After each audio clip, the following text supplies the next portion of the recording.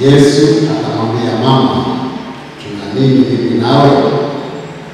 Saa yangu haijawadia. Mwambie jirani yako, saa yangu haijawadia. Mamaye akawaambia watumishi lolote atakalowaambia fanyeni. Basi kulikuwako huko mafarasi 6 ya mawe, nayo yamewekwa huko kwa desturi ya Wayahudi ya kutawala. Kila mmoja alipata kadiri ya zio 2-3. Yesu akawaambia, yamezeni mafarasi maji, nao wakayajaliza hata hivyo. Akawaambia, sasa tekeni kampelekee mkuu wa meza. Wakapeleka. Mstari wa 9, naye mkuu wa meza alipoyaonja yale maji yaliyopata kuwa divai, wala asijue yalipotoka, lakini watumishi walijua wale waliyoteka yale maji.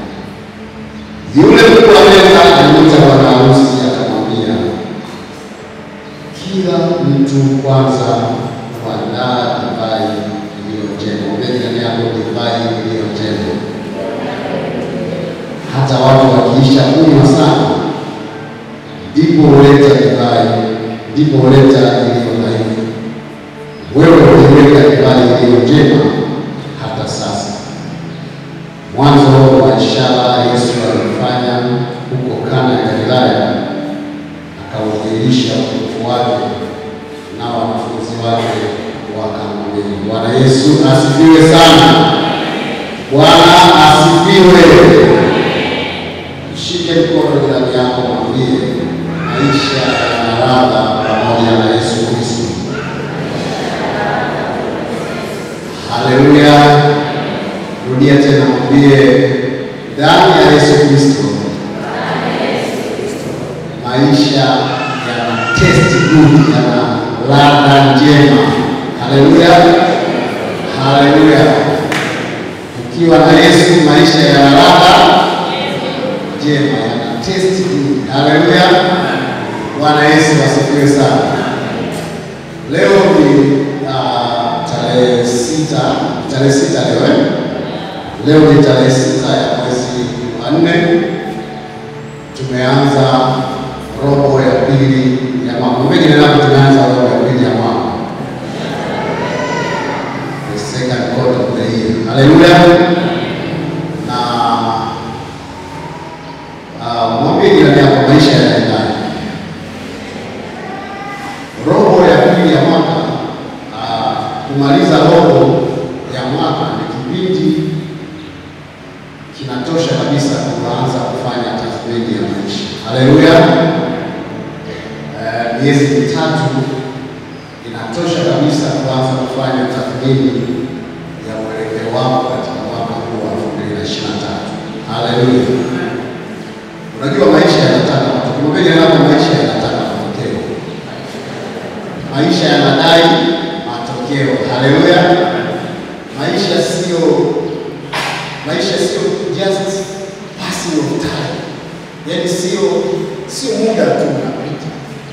Maisha ni muda unapita, unasonga mbele, lakini unadai matokeo. Haleluya.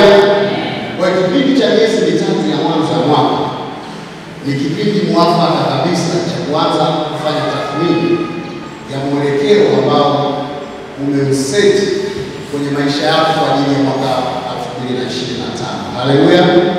Kumbuka kwenye ule mfano wa talanta, Yesu anatoa kwenye ule mfano wa talanta, yule mheshimiwa alikuja akagawa talanta kwa kila mtu. Haleluya. Alafu katika muda mwafaka akarudi kudai ripoti yenye matokeo ya uwekezaji wa zile talanta alizowagaia wale watu. Haleluya. Bwana Yesu asifiwe sana. Kwa hiyo aliwapa talanta wale jamaa, alafu at a reasonable time, kwa Kiingereza wanasema jirani yako, at a reasonable time. Katika muda wao jamaa akarudi akaanza kudai ripoti ya matokeo ya talanta ambazo amewagaia wale watu. Haleluya.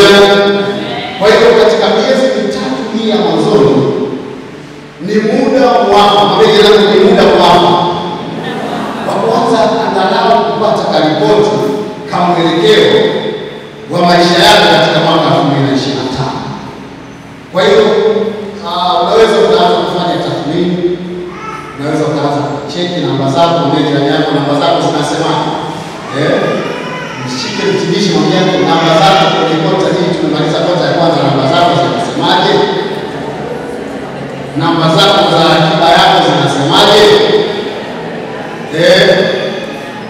Kuna mwelekeo. Haleluya. Kwa hiyo miezi mitatu ya mwanzoni, kota hii ya kwanza, ni vizuri ukafanya tathmini. Lakini tunamshukuru Mungu, tukiwa na Yesu Kristo maisha yanakuwa na ladha ya tofauti. Haleluya.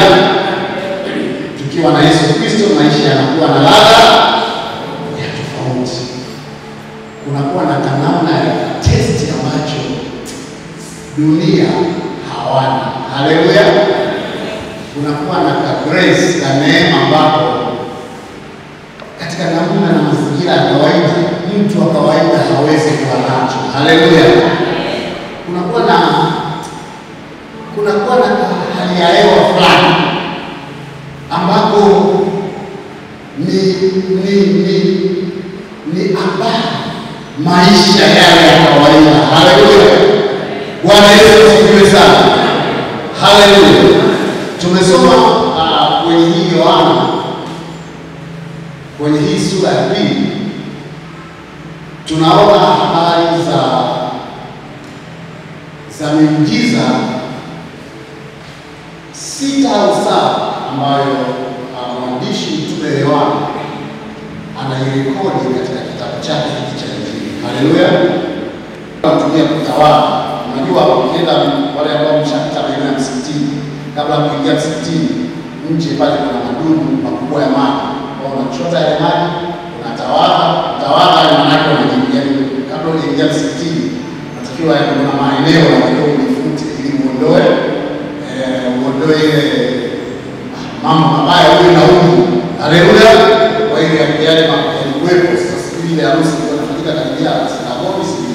Basi kwa bei jazeni ya maji. Akajaza maji ya barabara. Walipojaza ile barabara akachukua ile maji sasa mpelekeeni kwa meza. Wale jamaa sijui kwa nini nao hawakuhoji na kumuuliza Yesu. Sasa mzee hawa jamaa leo tunataka tupeleke maji, lakini ashukuru Mungu jamaa wakaamini wakabeba yale maji yao mpaka kwa mkuu wa meza. Mkuu wa meza ndio labda sisi ndio tumuite ndio usije mwenyekiti wa harusi. Sasa wewe ndio unaletea divai, kama hujapeleka watu inabidi ni test. Jamaa akachukua ile divai test. Alipoitest tu akasema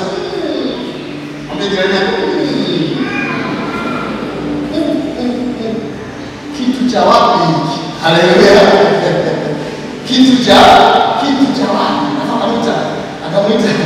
Akamwita bwana harusi. Sasa kwa utamaduni ule wa Wayahudi hawaikuwa hawachangia harusi. Yaani bwana harusi wao na harusi kama salamu hawachangia harusi. Mwenye harusi ndio unasave wewe. Kwa hiyo bwana harusi wewe unasave wewe, alafu unaandaa harusi unawaita watu na wako. Kwa hiyo akamtaka juu. Akakwenda ndio unafanya nini wewe? Kwa kawaida kwenye harusi watu wanaweka kwanza ile divai iliyo njema. Haleluya. Alafu kisha ndio unawaletea watu divai. Kwa sababu wewe unafanya vice versa, wewe unafanya kinyume. Hii ngoma hii mlificha kwa nini? Haleluya. Bwana harusi yule Biblia inamuita bridegroom, bwana harusi. Akashangaa na yeye lakini hakuelewa. Lakini wale wahudumu haleluya. Lakini kilichotokea, uwepo wa Yesu katika sherehe ile ulibadilisha ladha. Haleluya. Ulibadilisha ladha. Haleluya. Maisha yalikuwa ya kawaida. Watu walikuwa wakila nyama choma za kawaida. Walikuwa wakila divai ya kawaida. Lakini uwepo wa Yesu, haleluya, ulichange mazingira ya harusi. Ukaleta utamu wa mpya wa shughuli. Ukaleta ladha mpya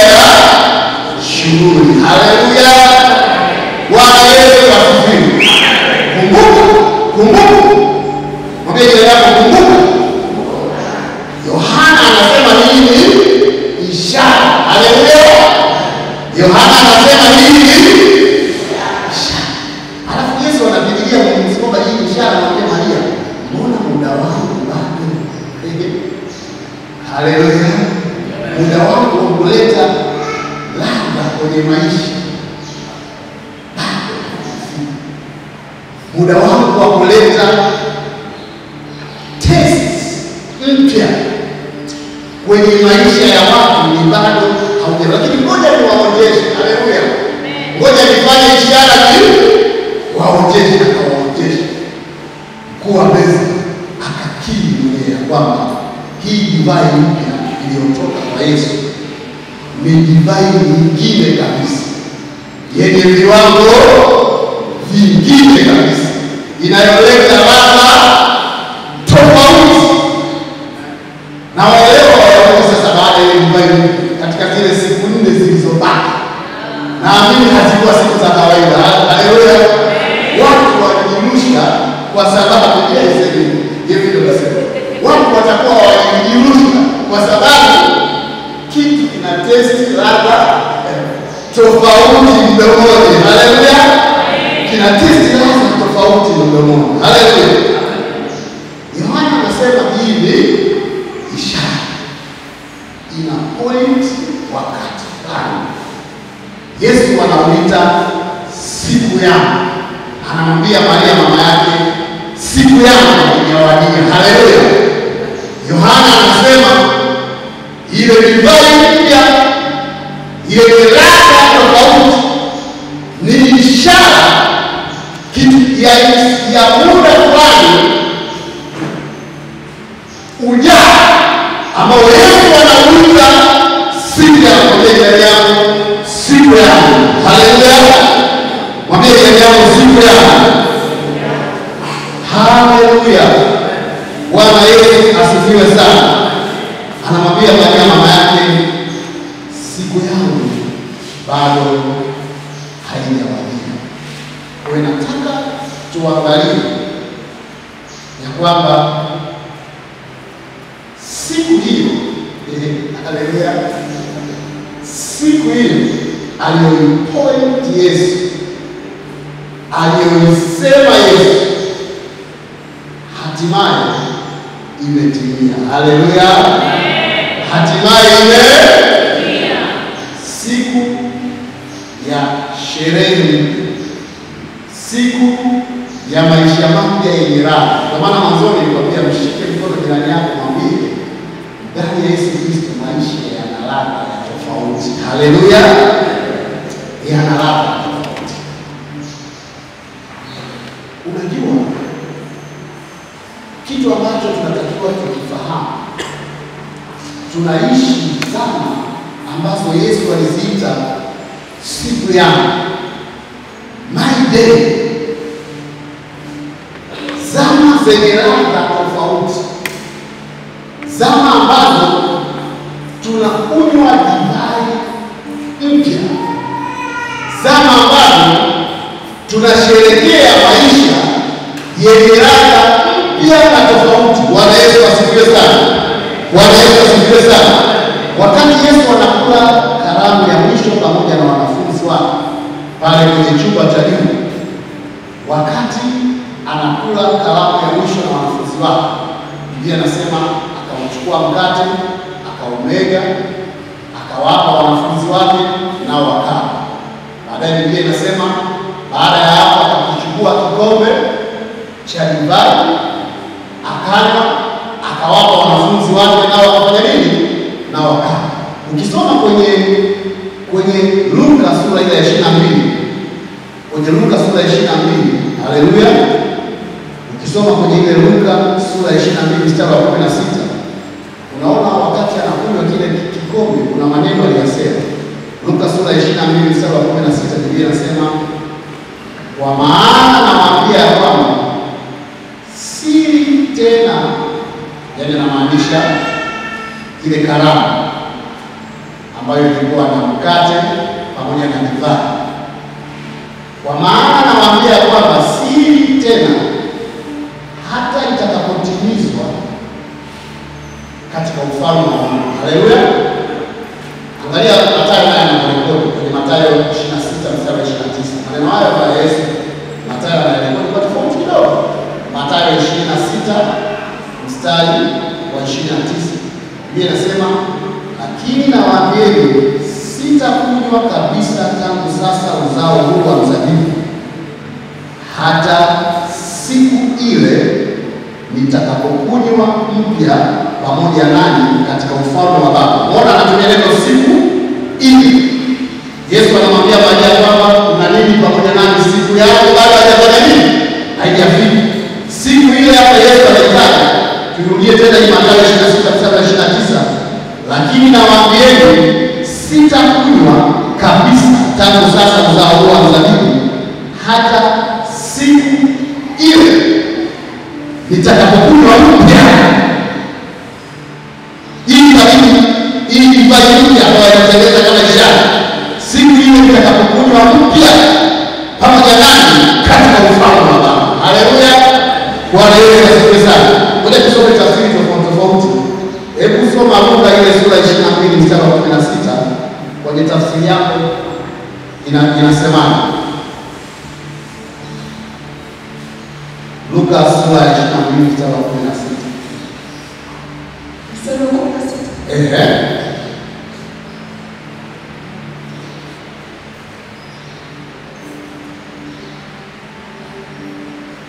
Sitakula mlo mwingine wa Pasaka mpaka itakapopewa maana yake kamili katika ufalme wa Mungu. Maana yake kamili katika ufalme wa Mungu. Tukisoma tafsiri yako hiyo Luka 22 mstari wa 16, tafsiri yako inasema Luka 22 mstari wa 16. Biblia inasema, kwa maana nawaambia sitakula tena Pasaka mpaka itakapotimizwa katika ufalme wa Mungu. Sasa sikia, nisome tafsiri tofauti kidogo za Kiingereza. New International Version inasema, for I tell you I will not eat it again until it finds fulfillment in the kingdom of God. New Living Translation inasema, for I tell you now that I won't eat this meal again until its meaning is fulfilled in the kingdom of God. English Standard Version inasema, for I tell you I will not eat it until it is fulfilled in the kingdom of God. Kwa hiyo utimilifu wake kwa Bishop naye tuseme kwenye tafsiri yake. Maana nawaambieni sitaila tena hadi hapo itakapokamilika katika ufalme wa Mungu. Kwa hiyo utimilifu wake, ile signpost, ile ishara ya muujiza wa Yesu una point kwenye utimilifu wake kwenye ufalme wa Mungu. Haleluya. Una point, unakuja katika utimilifu wake katika ufalme wa Mungu. The fulfillment ya kile alichokifanya Yesu, wa ule muujiza aliofanya Yesu kama ishara. The fulfillment, utimilifu wake ni katika ufalme wa Mungu. Haleluya. Yesu anamwambia Yohana kwenye sura ya 3, ili uingie kwenye ufalme wa Mungu na kupaswa ufanyaje? Uzaliwe mara ya pili. Haleluya. Wangapi hapo sasa wako katika ufalme wa Mungu? Wanyoshe mkono.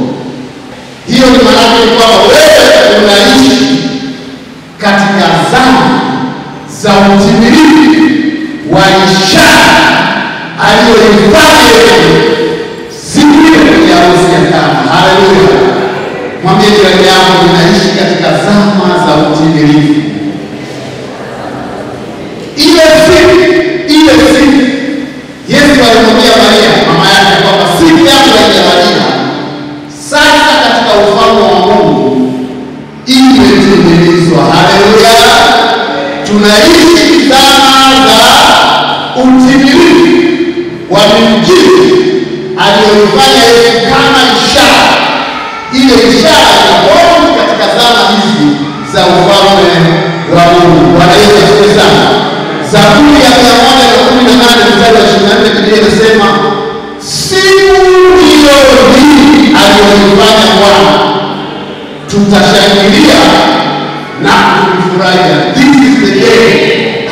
Haleluya. Mwambie jirani yako, this is the day. Siku ndio hii, siku ya furaha na new celebration yenye ladha katika maisha. Ndio hizi ndio zama za utimilifu, hizi ndio zama za fulfillment, hizi ndio zama za new celebration, zama za kuenjoy maisha, zama za kufurahi, zama za maisha yenye ladha tofauti. Haleluya. Ndio maana nikwambia tunaishi katika zama za tofauti kabisa. Haleluya. Haleluya. Bwana Yesu asifiwe sana. This is the day. Ndio wewe unasema sikuni Bwana amefanya, Bwana amefanya,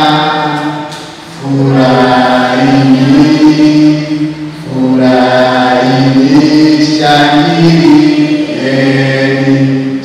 Sasa unamuelewa yule mkuu wa meza alimtest ile ladha, na sherehe iliyofuata baada ya ibada mpya kuanza kuwa supply kwenye sherehe. Haleluya. Ni siku yenye furaha na mashangilio mapya. Utimilifu wake, zama za utimilifu wake tunaziishi sisi kwa sababu ni zama za ufalme wa Mungu. Bwana Yesu asifiwe sana. Kwa hiyo mwingine nao unaishi kwenye zama za utimilifu. Mwingine nao unaishi katika zama za utimilifu. Unaishi katika nyakati zenye ladha. Haleluya. Ndio maana zile kauli kwamba ni machungu, maisha ni machungu, maisha mwambie uchungu upi huo unakuwa ni bai gani?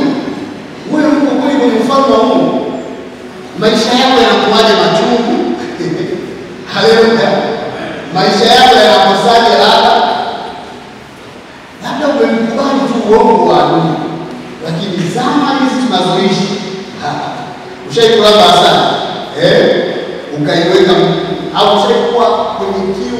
Unafanya ile matangazo ya Coca-Cola ya Fanta, ile jua Dar es Salaam kama tulikuwa nao Januari Februari, alafu unapita mahali. Kuna siku moja nilipigwa na jua, alafu nikapita mahali nikanunua Fanta. Wacha Fanta usiuze na kuchakachua miaka hii na yeye ni Fanta, au si kwa sababu tu ilikuwa yani nilipochukua ile Fanta na kuiweka, yani ilikuwa bado kidogo niondoke nilale hapo. Kutoka kwenye jua kali na kupata mbiko la kinywaji baridi chenye ladha. Haleluya. This is the day. Hizi ndio zama za kurudishwa. Haleluya. Hizi ndio zama za kunywa divai mpya yenye ladha mpya. Haleluya. Bwana Yesu asifiwe sana. Utimilifu wake katika ufalme wa Mungu. Bwana Yesu asifiwe sana.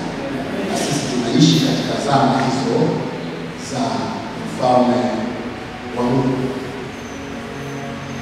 Yohana sura ya 3 mstari wa 18. Yohana sura ya 3 mstari wa 18. Divai mpya ambayo tumesema utimilifu wake tumeupata katika zama hizi za Agano Jipya, zama za utimilifu katika ufalme wa Mungu. Ilitabiriwa maisha haya mambo ya divai mpya yalitabiriwa katika Agano Jipya. Sasa sisi tunasherehekea. Haleluya. Ambayo sasa sisi tunaishi kwa Yohana 3 mstari wa 18. Biblia inasema tena itakuwa siku ile.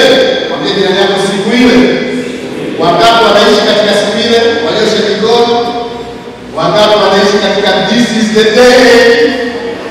Siku ile ambayo Yesu alisema mama siku yako haijafika, na sisi tunaishi katika siku. Yohana anasema tena itakuwa siku ile ya kwamba milima itadondoka divai tamu na vilima vitatiririsha maziwa na vijito vyote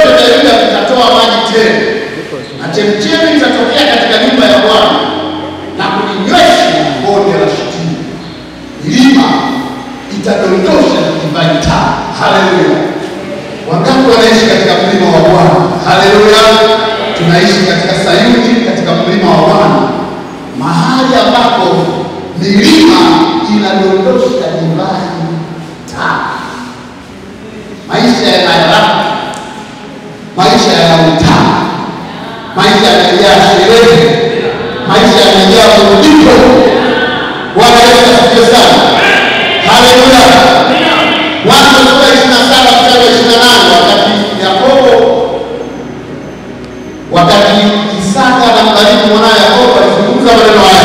Mwanzo 27 mstari wa 28, Biblia inasema Mungu na akupe umande wa mbinguni na manono ya nchi na wingi wa nafaka na mvinyo. Haleluya. Haleluya. Baraka ya Isaka kwa mwanao Yakobo, wingi wa mvinyo, wingi wa manono ya nchi, umande wa mbinguni, inatimia katika siku hizi, katika zama zetu. Haleluya. Ni zama ambazo kiu kinatoweshwa kabisa. Ni zama ambazo baraka za Mungu zinafunika maisha yetu na kuambatana nayo. Baraka ni zama ambazo tunakunywa divai mpya na kuburudika. This is the day that the Lord has made. We will rejoice and we shall be glad. Siku ndiyo hii. Kataa uongo wote wa adui ibilisi ya kukwambia kwamba uko katika zama ngumu, uko katika maisha makamu. Mimi niko jangwani, napita kwenye jangwa langu. Ni uongo, ni uongo. Acha kuamini uongo. Hauko jangwani.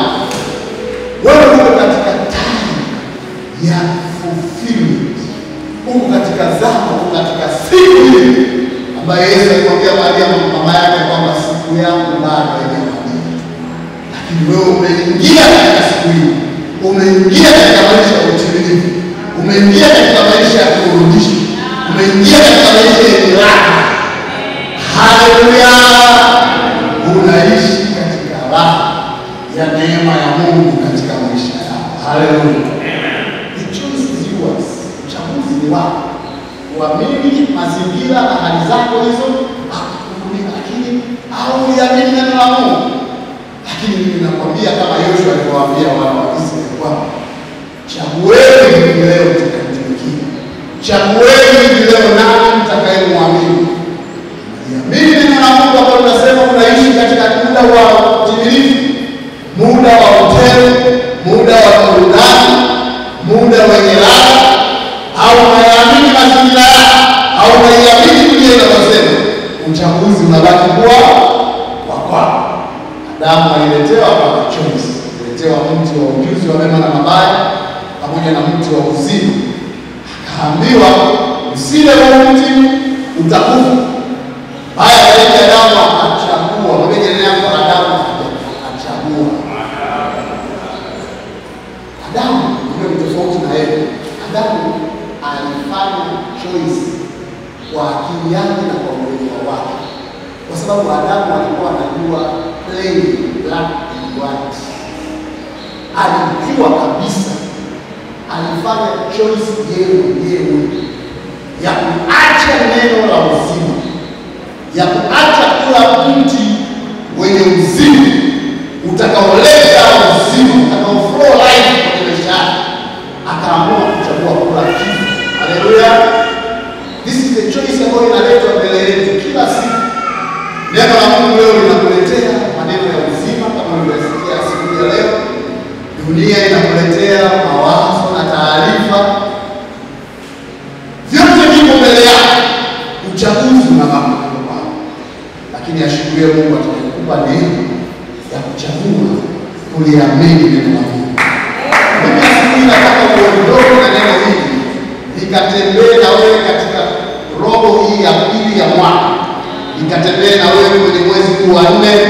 Nikatembee na wewe kwenye mwezi wa 5. Nikatembee na wewe kwenye mwezi wa 6. Na kwamba umeingia katika kipindi cha kurudishwa. Mahangaiko, masumbufu vikakoe kwenye maisha yako. This is the time for celebration. Hii ni muda wa kuanza kufurahi maisha yenye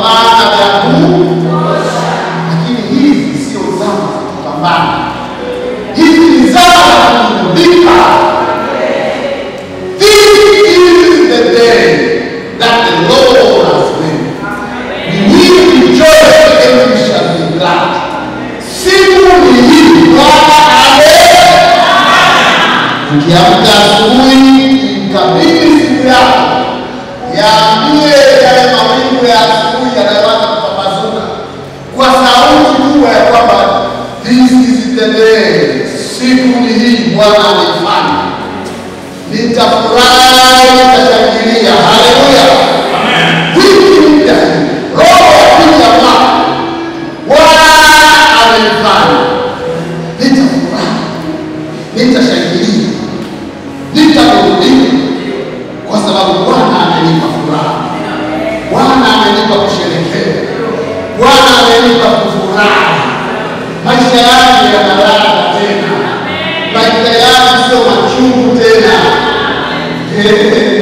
Haleluya, Bwana Yesu asifiwe sana. Halafu watu wanaoishi na wewe, wawe ni wenzako kanisani, wawe ni nyumbani kwako, wawe ni jamii kazini, wataanza kuona burudiko, wataanza kuona celebration, kwa sababu wewe utakuwa ni channel ya baraka. Haleluya.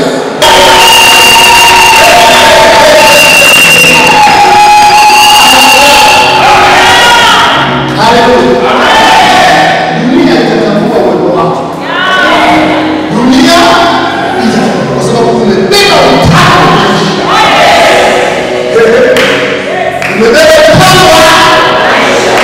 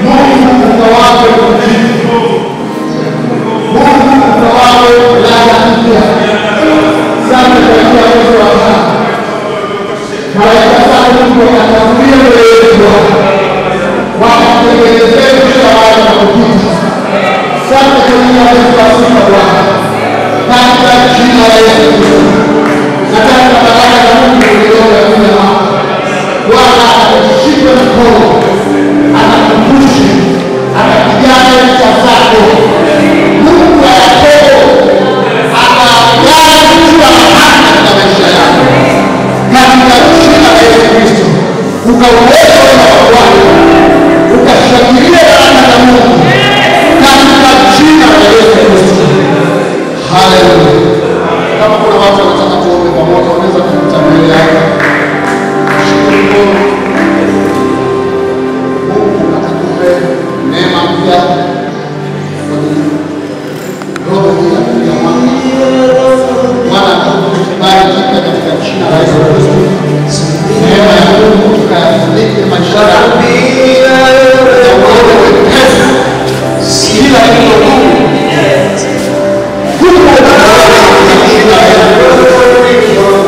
katika jina la Yesu Kristo.